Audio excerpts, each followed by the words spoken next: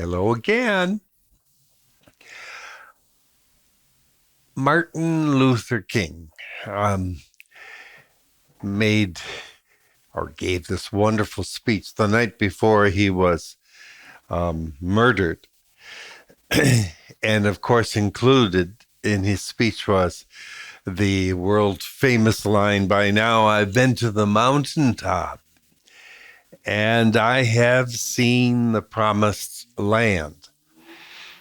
His next line we're not too familiar with, maybe, and he said, "I might not get there with you, but I have found the peace of the nations." Now, again, these were his last publicly recorded words, and they were given impromptu, by the way. This was not a prepared speech.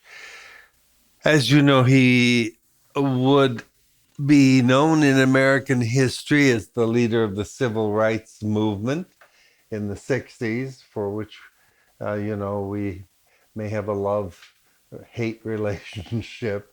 Um, but he is known, of course, internationally as the leader of, promoter of peace and justice. And peace in a nation and during a time of history that was fraught with violence and fear. I know because my the early priesthood on was rooted in those years. I was ordained in '66. Um, of course, King had a rocky road, if you will, of service, and it began rather harmlessly. He had completed his degree at Boston University, and he settled in Montgomery, Alabama, with his family and friends at a Dexter Avenue Baptist Church. And initially, his ministry was routine, but you know who moved him into action? It was our Rosa Parks here. Um, with her act of defiance in 1955 that launched King into um, leadership of the Montgomery bus strike, and then eventually, as we said, of the ACLU. Now, Dr. King used nonviolent disobedience in his method to achieve change, much as Gandhi had done before him. Certainly, saints in the history of the church, not the least of whom was Francis of Assisi. Um, and he was a man who was a freedom fighter through civil disobedience. We, of course, today are still suspect when we get anywhere near civil disobedience, but he was brave about that. I go into a little bit of history of this man because the gospel for this coming Sunday has Jesus saying, "Come to me, all you who labor and are heavily burdened, and I will refresh you. Take my yoke upon you, for my burden is sweet, and I am meek and humble of heart." It's hard for us to think of Jesus, of course, as meek and humble of heart because we have such a faulty notion of meekness. But in a sense, a steamroller is meek, doesn't make a whole lot of noise, just keeps rolling on. And as it does, it really flattens out the bumps, if you will, takes charge. Well, of course, Jesus, Martin Luther King were not steamrollers, but they accomplished amazing things through words, through words. I'll talk more about that next week with the seed being planted through words, but their words were powerful. And the words they preached and lived, as a matter of fact, uh, changed the lives hundreds of millions of people, eventually perhaps billions of people through the course of history. And we have to see that those words maybe are like steamrollers, words of peace. Uh, what Martin Luther King saw in his dream, of course, was the kingdom of heaven somehow or another. He saw Christ, and Christ um, absolutely turned his life right side up. When they say upside down, I get a little upset by that term because it means things are crazy and not so right. But with King, my goodness, he saw the peace that only Christ can bring.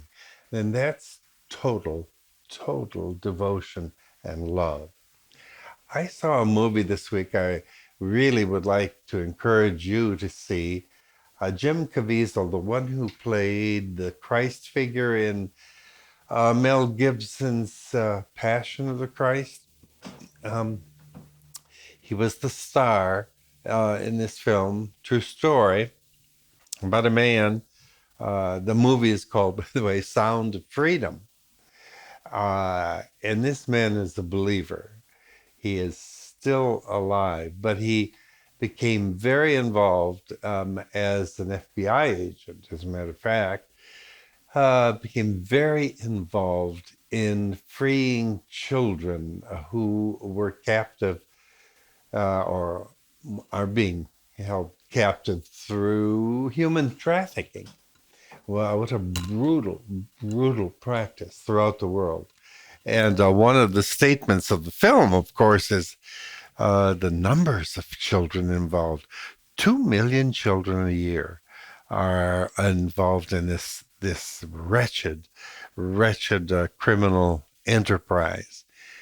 And we have a location very near us in Waterford. I'm not going to specify, but which is a site for many of these kidnappings.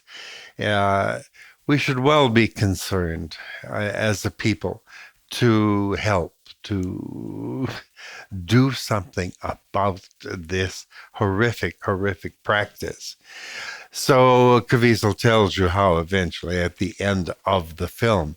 But as I said, he is apparently, obviously, a Christian man, and he, for the most part, is a man of peace. He's enraged by this criminal practice and what's happening to children. He's enraged because he has his own children and he imagines them in this situation. And there are occasions, as I said, in which he did practice violence, but ordinarily he was peaceable, smiling, subtle, connives and works his way into dens of thieves and is able to get kids out rather peaceably, although with high risk, to himself and the people who assist him. But it seems to me so much like he's doing the work of Christ. And by the way, with this movie, A Sound of Freedom, Hollywood has really finally, what shall we say, turned its eyes and ears toward Christian venues, Christian subject matter, because Christians are supporting these kinds of things now that are coming out in film. In fact, this film garnered this past weekend $10 million at the box office, which absolutely knocked Hollywood off its feet. It got a much, much higher rating than the 64% apples or Rotten Tomatoes. Forget which fruit or vegetable of Indiana Jones. A much higher rating by the people and by the critics. So if you get a chance, see it sooner than later. It's playing in more theaters than any of the Christian films have. But enjoy. A couple of announcements. One is we have our garage sale here at St. Benedict's. It starts tonight, Wednesday, July 5. and goes through Saturday. So see our website for more details. That website, once again, by the way, is Saint Ben, STBEN, CC.org. Okay. And one more thing. You can get some of our We Care raffle tickets by going to our website. It's a raffle that goes on to the middle of August, and get in it early, and your tickets, if they are drawn as a winner, they get thrown back into the basket. Join us in some material hope. God bless you. Oh, wait. Gotta tell you at least one little joke. What happens if you if you eat yeast and shoe polish? Well, every morning you'll rise and shine. Oh, one more. You know you want one more. What do you call an elephant that doesn't matter? An irrelevant. See you later.